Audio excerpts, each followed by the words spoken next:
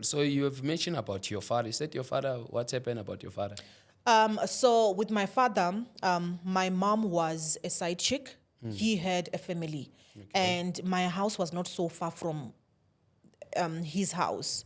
So he, like, he was always on and off. He would come, not come, disappear, date other. Greetings, guys. I hope you are well. We are back again as a gifted media. As you know, Ikamalamu Gifty. I'm your fan, guys.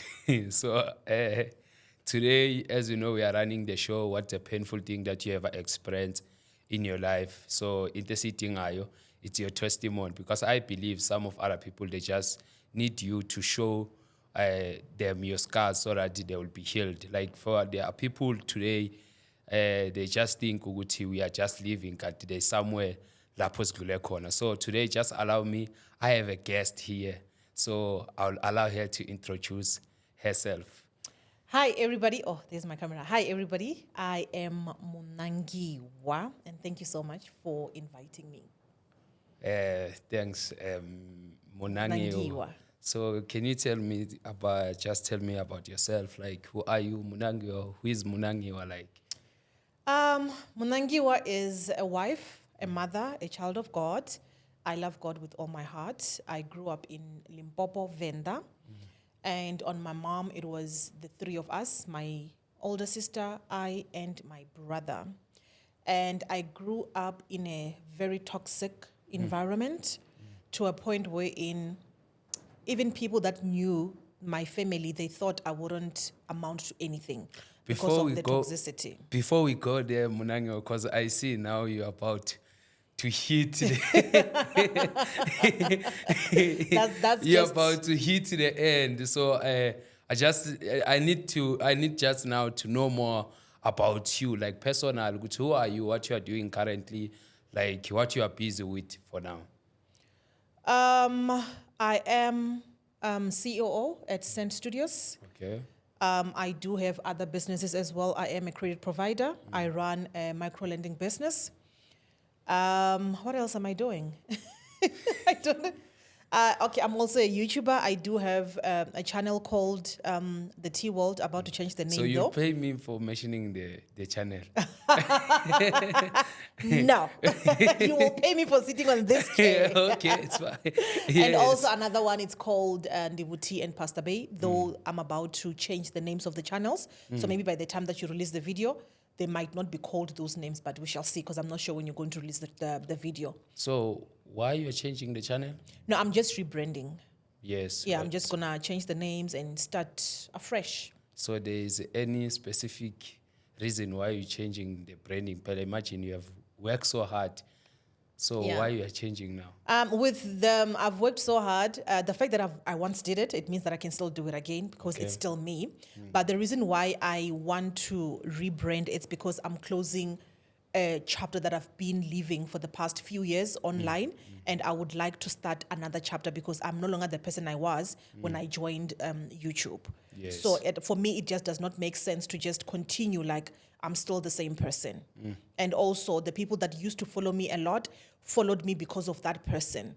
So the ones that cannot relate maybe with the new me, then when I maybe change, then they will know that this one, no. Or those ones that would like to stay, then they will stay. But for me, it's just opening another chapter of my life, and I see it fit to start with a new name, and hopefully building a new community together with the ones that have been following me and are still following me even today. Because remember, when you're doing content, there are people that will follow you for that content, and there are people that will follow you for who you are.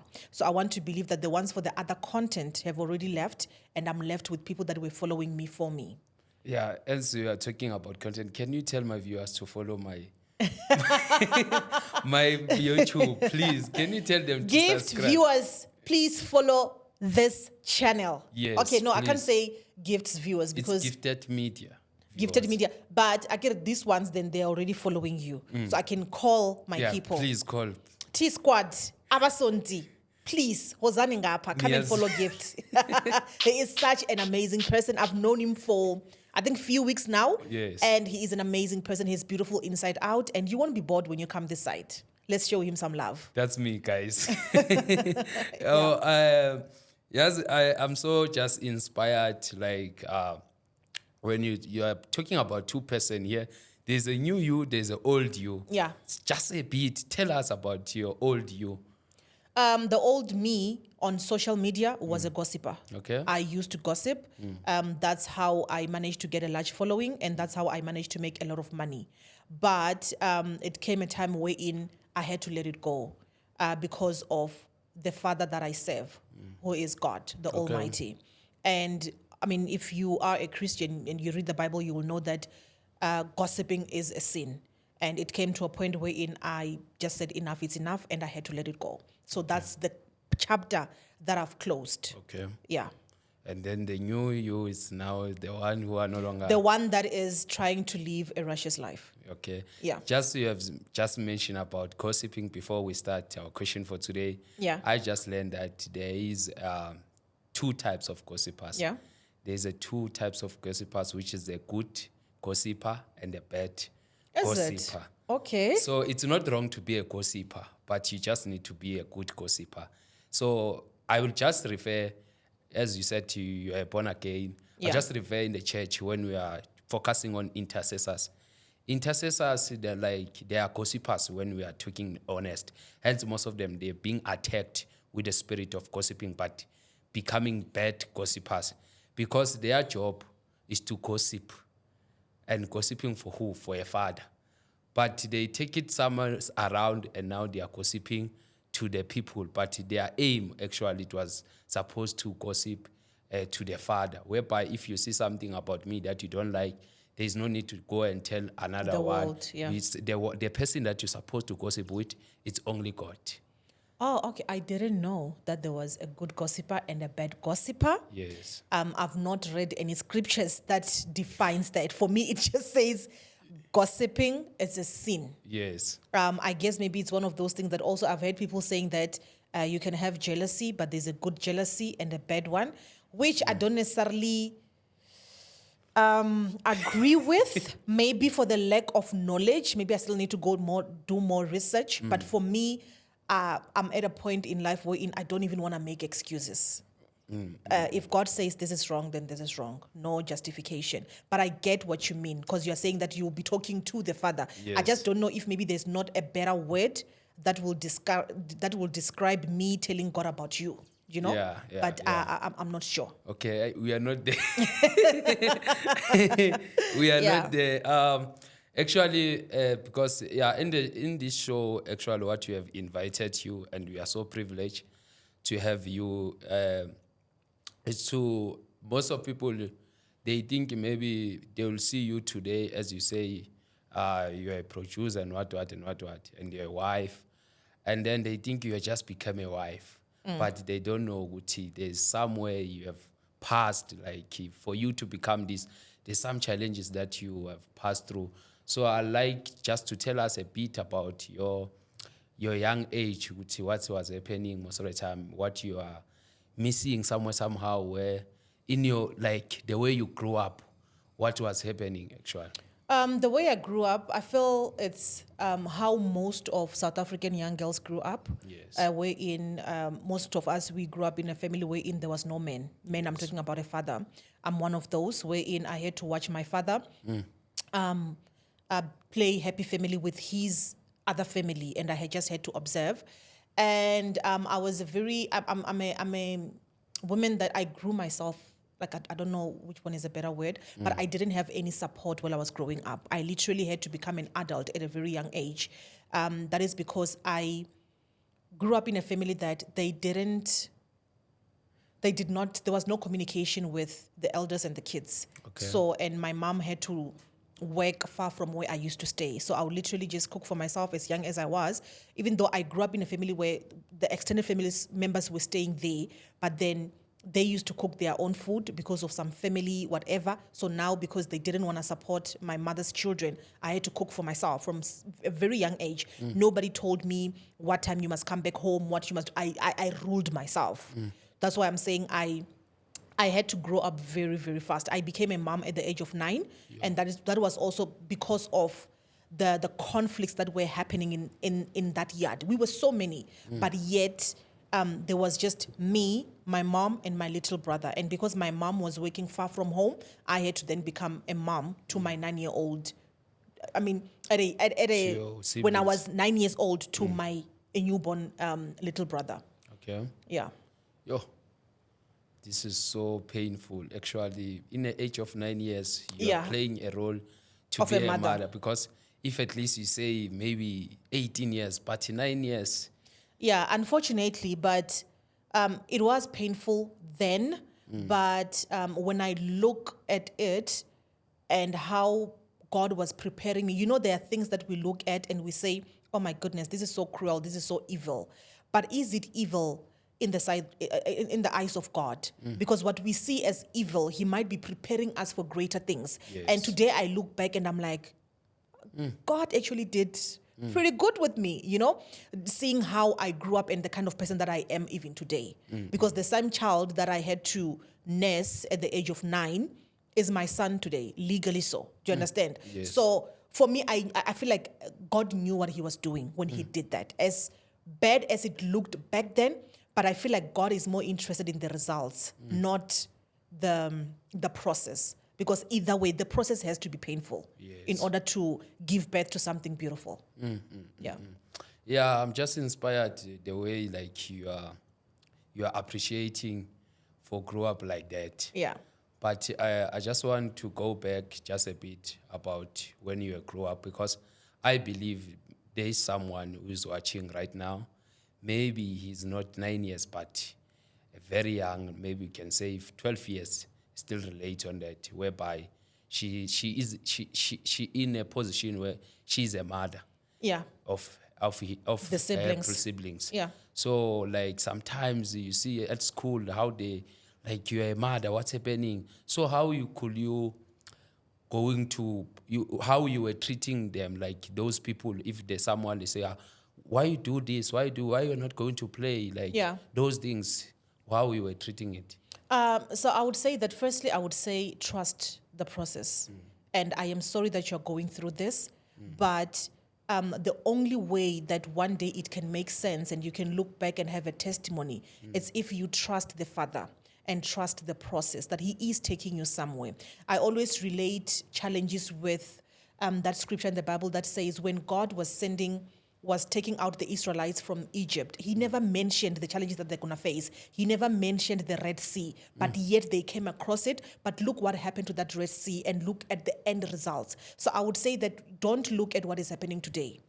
And as bad as maybe it may sound, but just because other people are happy and you are not, does not guarantee that they will be happy tomorrow and you will still be sad. Yes. Will do 10. And unfortunately, this is your season to go through whatever that you're going through. I also had to watch my friends playing, at the villages, we Yes. play by the street. And my street was one of the busiest one. So I would be having a baby on my back.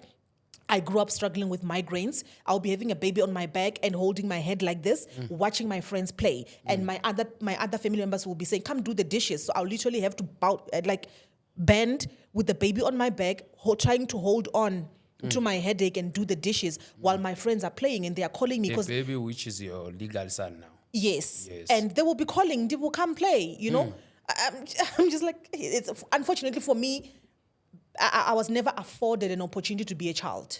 So I'll just say, no, I'm busy. No, I'm busy. Even in the middle of the night, when the child wakes up and cry, I had to put the baby on my back and lie like this until it's 5 a.m., wake up, but the child, ask the neighbor to look after the baby. That was my reality. And unfortunately, we don't have the same realities. Yes. But if this is you today, hold on. There's nothing you can do. You hold on and make sure that you don't give up. Don't try to. I was very suicidal when I was young. But I thank God for the grace that I'm still alive today, because I should have died long time ago. I didn't try it once. I didn't try it twice. Probably more than 10. But God saved me. You understand? So you can imagine if I had succumbed to that, I wouldn't have seen the glory of the Lord. I wouldn't have seen this today that I am seeing. So don't give up in pain, because it would have been all for nothing. Imagine suffering and you never get to see the fruits of it, and you never give it a chance to make it sense. That's what I'm saying. Back then, it did not make sense. I did not understand. But today, I look back and I'm like, God is great. He knew what He was doing with me. Yeah. That's so powerful. Yeah. That's so powerful. So you have mentioned about your father. Is that your father? What's happened about your father? So with my father, my mom was a side chick. He had a family, and my house was not so far from his house. So he he was always on and off. He would come, not come, disappear, date some women around my neighborhood and all that. Eventually, I think he made a decision in his life that I don't want to be part of these kids' lives, and that's what he did. I kept having hope that maybe one day he will call, maybe one day he will look for us, because also my little brother was his son. We shared a father. Okay. But unfortunately, he never, until he died. I think he died last year, December. And that is when, when a person is still alive, you still have hope, man. You're still thinking that I'm going to get a phone call. Hi, it's Daddy here. Can we talk? yeah, I'm yeah. sorry. I never got that opportunity. So unfortunately, it ended like that. Yeah, so he chose not to be part of my life. So if God can say maybe he give you, maybe happen, maybe take you back again and you get your father sitting like here, like me, I'm your father, you are the one, your daughter and stuff. Yeah. So will you ask your father? There was a time wherein I had so many questions. I still, especially when he was still alive, because you have that movie playing around, like, why did you leave me? Why did you do 1, 2, 3? But knowing what I know now, I actually feel sorry for him, because I don't think there's a normal person. Because there was a time when I actually called him and I said, listen, I don't want your mother. I don't want your money. I just want you to call my little brother. That was just after my mom has passed. I didn't want him to feel like he's an orphan. And I said, just call him and greet him. And he didn't. And honestly speaking, when I look at it, I don't think a normal person would do that. So there has to have been something that he was battling with as well. Or maybe protecting me from something that I don't know. But I don't think a normal person, being a parent that I am, I don't think there's a normal person that can actually want to watch their child look for them when they actually, I knew where to find him and he knew where to find me. There was a time when I had him on my WhatsApp. I would see his statuses. Do you understand? I would Yes. see him being online. And I don't think it's normal. So I feel sorry for him that he actually missed out. I think the only thing that I would have said was just for him to accept Jesus Christ as his Lord and Savior, because God is love. And that way, I feel like the only thing that could have saved I and him to have a relationship would have been the love of God. Because whatever that he went through as a child, which I don't know, ruined him.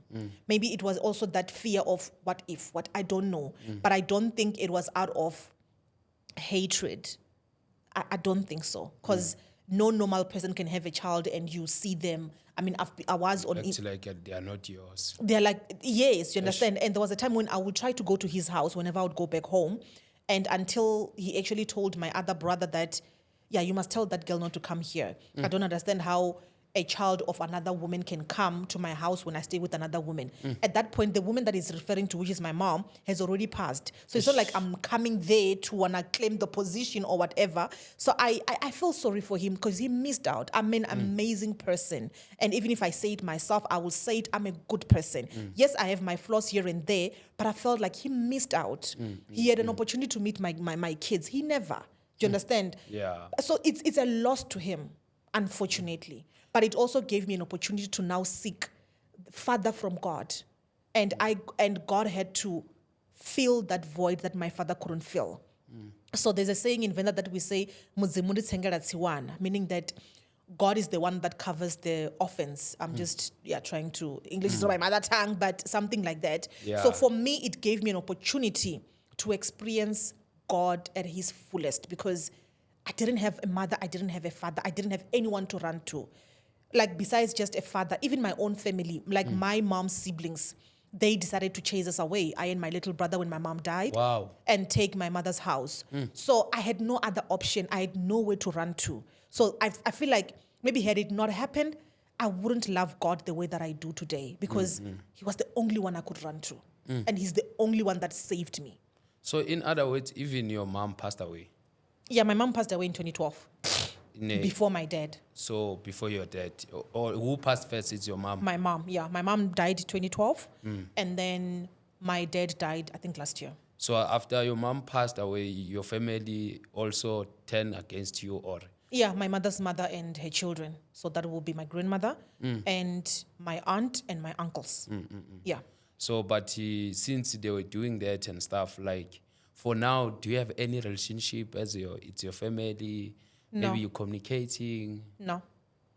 So it's just nothing happening like between you because No. end of the day you are belonging to their surname or their family or what. I say I belong to Christ. I don't see them as family. I would want, maybe if I had an option, I would love to sit and just have a conversation with them and see where is it going wrong, you know? But I think in their case, it was a matter of greed. They felt that maybe if they could keep me closer, then I would take my mother's house, which is rightfully mine and my brother, but I wouldn't have because it was a family house. You know, even when my mom was still alive, everybody was staying there. So who am I to say, now that my mom has died, I'm going to take the house? So I feel like it was just greed. They chose my mother's property over me and my little brother. And you just raise another point. Like I feel like there is other family that is watching now. They grew up like they chase them away after. I've noticed if you say something like that, I just noticed like me, one of the good days, the love that I used to have the time my mother was alive. It was like when she passed away, like things starting to change around. Everything changes. I yeah. feel like even my uncles used to love me When your mom was still alive. yeah, because they used to, like you see, like the way, but the love man change now, the reality come, the true Yeah. colors come, you know, they love me, but there is somewhere, Yeah. like, you know, but I'm not just blaming them because I know they will watch this episode. I'm just saying. You're still trying to protect. I get you. Yeah, I'm just saying, hey, the love that they used It to. changed. Yeah, it's not the love. Maybe sometimes because they trying to say, no, finally look cool, manje. Yeah, you grow up and stuff. Nothing, it's not something that I blamed, but just I see Guti. It's not like before. Yeah. Yes. I think for you, maybe that situation with you would be more painful because it's like you didn't see it coming. But unfortunately with me, or fortunately with me, I saw see it it, coming. yeah. My mother prepared me. I knew. Remember, these are the same people that refused to take care of the newborn and gave it to a 9-year-old girl, which was me. So there was nothing new. I just didn't think maybe it would go to that extent, but it was not a shock. Yeah. So I was about to ask Uguti, maybe because this now, the thing that you just raised now, I feel like there are more people who are experiencing whereby if a parent died or a mother died, passed away, or a father passed away, they're starting to check now, yo, you need to go, your father belonged to here, you came here because of their mother. Sometimes it's that case. So what Yeah. can you say to them? For me, maybe I'm not the right person to advise because I don't believe in fighting my own battles. Yes. It is the same thing that people were saying that, no, fight for your mother's house, do 1, 2, 3. Unfortunately, I feel like everybody have their own principles and how they do things. But for me, I don't fight my own battles. If they are taking it, I let it be. I don't fight. Even on social media online, there are so many people that have fought me. I don't respond. That's just the kind of person that I am. I allow God to fight my battles. And I would say that if you are going through that, trust God. Don't like there. You know, there are so many people that have died. Do you know greed? And when it comes to money, people will kill. And at the end of the day, you ask yourself, is it worth it? So, Mina, that's why I'm saying maybe I'm the wrong person to advise, Yeah, but my because- advice would be walk away, be still and trust the Lord. Yeah. Or rather, just go to him and ask, what do you want me to do? He will give you wisdom. But I don't think fighting for yourself is the right way. Because, I mean, God could have told Joseph, what is it Joseph, the father of Jesus? Joseph. Yeah, when those people wanted to come and kill Jesus, God could have said, I'm going to give you the sword, fight for yourself. Yeah, But he said, fight and do Baleka, everything. go Yeah. somewhere, move from here to there. Yes. So I would say, allow God to give you wisdom so that you know what to do and where to go, other than just fighting people. I try to think back and knowing the kind of family that they are and the things that they've done in the past, I would probably not be alive today had I went and I fought for myself. And I'm grateful that I didn't because God was able to bless me with way more. Had I stayed in that house, I don't think I would be sitting here today. Yeah, so for me, I would say don't fight your own battles. Pray. Guys, if you can try now to fight me, just know I will not fight back. Yeah, if they're taking, it's just a property. If you fight with a comment there, just know I'll pretend like I'll just scroll like. Oh, you just delete and move on. When God says you're going somewhere, you can't be listening to the noise every time. You're not gonna reach the destination because they were taking these. Sometimes let them be. Yes, while you're saying that, I'm just imagining maybe an eagle or any bird. Yeah. Like flying up.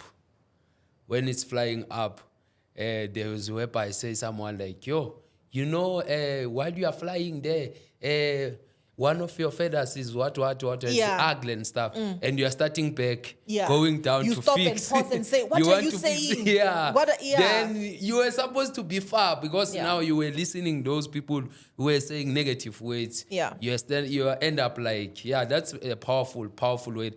And I think, this is so like powerful. with the example that you're making, I'm reminded of Moses. Imagine if Moses was listening to the Israelites that he was leading every time they say, why did God brought us here? What? Now he could have joined them in, but he didn't. He knew where he was supposed to go. He remembered where he was supposed to go, and that's what kept him going. So if God says you are going there, trust him. Or if God says take step 1, take it. Don't try to listen to the notes because there will always be, I always make an example with the soccer ground. There's like when the person is about to score, there will always be people trying to, because they know that once we allow this person freedom, the ball is going to get in. True. So same thing with that is the devil. The one that wants to score, it's you. And the other ones that are trying to tackle you and everything, that is the devil. He wants to make sure that you don't reach the destination. And you won't reach it every time you look aside. Hey, no, you won't. Focus on the ball. Hit it inside there. And then you can look aside and say, hey, enemies, God has prepared a table for me in front of you. I think that is one of the mistakes that most of us we are doing is to fight. Fighting back. I need to do something. And while you are fighting, you are wasting time to go forward. Yeah, remember the devil is here for that. He wants to delay you. Yes, he wants to steal. He wants to kill. So that is him. That is his strategy. So go. Don't listen to the noise. Go. Focus. I think for today we'll end up here because I believe there is a lot. Maybe somewhere, somehow, they need to have part 2 of this episode. I'll send you my invoice. Just send it more expensive than this.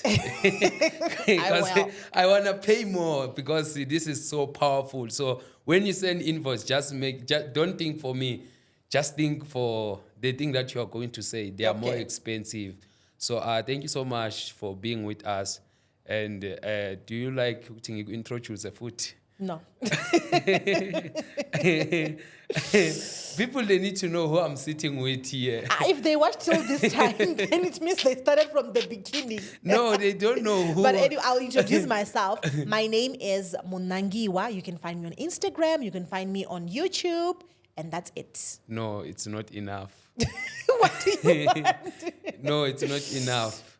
Remember, I'm working in Sen Studios. Oh, yeah. So, people didn't know that, now they know. So they need to know, Guti, what's happening. You say you're a CEO of Sen Studio, so you need to introduce yourself last time. I am Munangiwa. I am COO of Scent Studios. Yes. And I'm sitting with Gift. Gift is who? Gift works at Scent Studio. Thank you, guys. So he's at work at this time. He should be working. No, I'm at Gifted Media now. Thank you, guys, for watching. And we really appreciate as you were watching there. And I believe Uguti, you will leave a comment yako. Such a powerful testimony that you have received today. Maybe now you have something to share. You have something as a gift. And I believe it might help millions of people that are going to watch that episode. You can touch me on my contact details. I'm available on Facebook as Gift Bennett Mabunda, and also I'm available on WhatsApp. I don't mind to share my numbers, 063 0680 959. You can send a text, and when you send a text, don't forget to say hi, Gift, because so thank you guys for watching. Don't forget to subscribe. In Jesus' name, we'll see you in next episode. Amen. Bye. Siyabonga. Hi, Nathi Siyabonga. Next. Some women around my neighborhood and all that. Eventually, I think he made a decision in his life that I don't want to be part of these kids' lives.